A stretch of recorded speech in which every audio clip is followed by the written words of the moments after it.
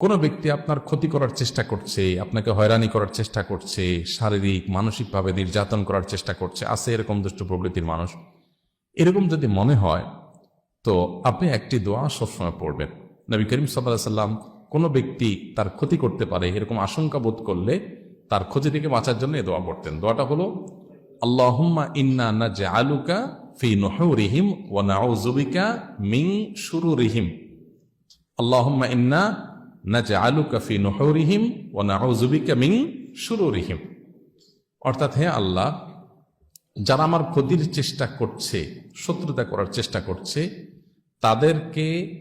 তাদেরকে উপযুক্ত শাস্তি দিয়ে দমন করার জন্য, তাদেরকে শেষ করার জন্য আমি আপনার কাছে দায়িত্ব অর্পণ করলাম। আপনি মেহেরবানি করে আমার হয়ে আপনি তাদেরকে উপযুক্ত শাস্তি দিন, তাদের থামিয়ে দিন, তাদেরকে দমন করুন, তাদের শেষ করুন।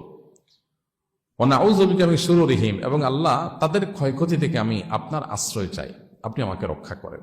নবী করিম সাল্লাল্লাহু আলাইহি সাল্লামের এই দোয়াটা খুবই অর্থবহ একটা দোয়া। এই জন্য জীবনে কখনো কোনো শত্রু আমাদের নবী সাল্লাল্লাহু আলাইহি সাল্লামের কোনো ক্ষতি করতে পারে নাই।